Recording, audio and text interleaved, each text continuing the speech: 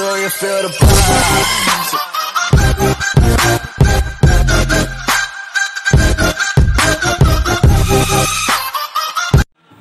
Ngayon guys, panibagong makina na naman. Bali dito sa video na to, bali tinuturuan tayo paano mag print sa paano mag operate yung printer sa tarpaulin. Bali panibagong ano na naman to, pakikipagsapalaran sa ibang makina. Kailangan ko matutunan to para kung sakaling wala yung isang operator, kahit papano kaya nating galawin. Bali dinedemonstrate sa akin dito ni Sir Len kung paano galawin yung makina na. Pero pag maliliit kasi pwede mo nang dagdagan.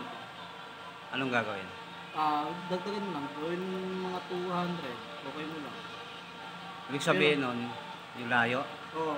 Kumbaga, kung yung 120 nandito, kung dito yung pinakang umpisa, yung 120 mo dito. Lalaktaw. Balik natin sa 120. Okay lang. Yan yung maximum, yung ano niya, 120. Tapos, pangalawa, dito tayo sa file naman. So, yung pangalawang... open mo lang yan. Okay. Tupas lang tayo para mag-bilis. Tayo mo lang mag-okay. File. File. Tapos, new. Okay mo lang yan. Wala ba baguhin? Wala baguhin dyan. Okay mo lang.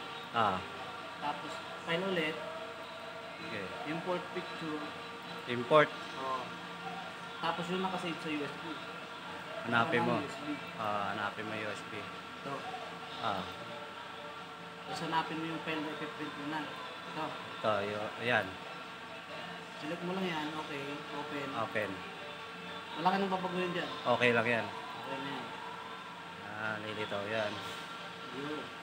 Pag nag-okay na, itong barko na to, print. Print. Print. Properties. Tapos, ayan, nakatupas naman na siya. Yan yung pipiliin mo kung tupas o ilang gagamitin mo ano. Ayan, nakatupas na. Tapos yung default. Dapat Press. Balik ulit. Dapat nakatress siya. Tapos okay mo lang, auto set mo. Auto set. Tapos okay mo na yan. Pag na-auto set, okay na. Diba? Ito, binabago to. Depende kung anong pass. Dahil 2 pass tayo, ito yung ano niya, yung partner ng 2 pass. Di ba yung 2 pass, dun mo tinignan sa kabila yan? Dito yun nakikita. Pag 2 pass, ito. Sa taas. Ayun o. Dito, di ba? 480, 360, 2 pass. Pero pag 3 pass, 480, 540. 540. May sukat din. Yung binabago. Ngayon, 2 pass lang tayo. Yan. Tapos balik ka ulit. Din dito.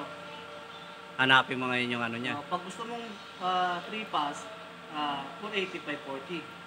Kahit di mo na baguhin doon sa kabila. Oo, automatic yun doon. Tapos pagka 3 pass na rin to. Baguhin mo to.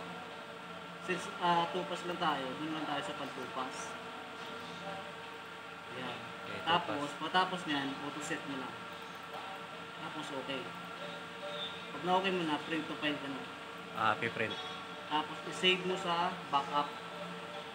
May backup pa. I-save mo lang sa backup. Ano hanapin mo doon? Ito lang, backup na folder. Backup. I-save mo lang siya. Tapos, bili ka lang ng file name. File name na ilalagay mo dito. Table. Bago mo i-save. Tapos save. Then, antayin mo lang yan na umabot 100%. Mag-ano siya. Pag wala ka lang sagot dito sa black. Huwag na tayo mag-run.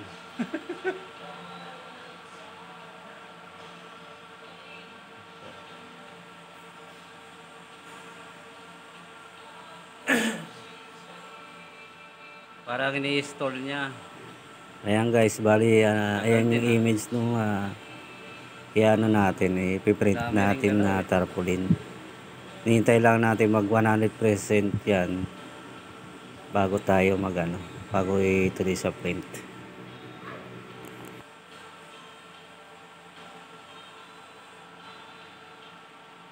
Okay, Son. Di pa eh.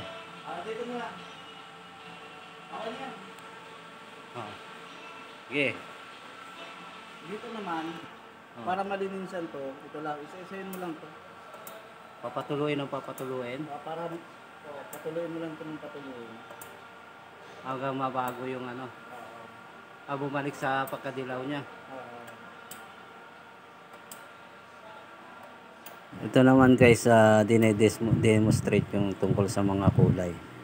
Kailangan bago kayo mag-run check upin nyo muna kung goods yung kulay yung 4 na kulay na yun.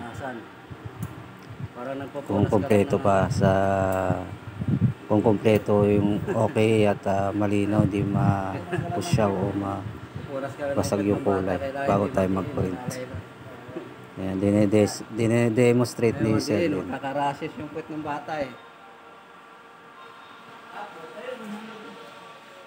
Magaganyan siya pag nag 100%. Ngayon, para ma-check mo kung okay na yung paglinis mo. Ito mo check lang, pindutin mo lang. Di ba nag-adjust ka doon? Binaba mo? Hindi ko na in-adjust.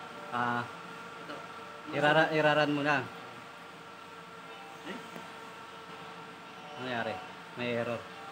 Pagka lumabas to, itong position X na to, cancel mo lang.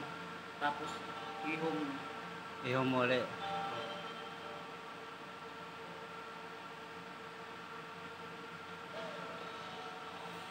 Yan. Pag tumigil mo. Yun. Dali. Pa rin yung black ko, sabog pa rin Yan guys, makita mo. Tingnan mo yung kulay itim, medyo basag siya. Yun, may problema talaga yung black. Hindi kumpleto yung pagkakulay niya, kaya kailangan uling patuloyin sa linisan. Ganyan yan yung pagka calibrate ng mga kulay bago tayo mag-run. Yan na guys, panibagong makina na naman uli at susunod may part 2 pa to.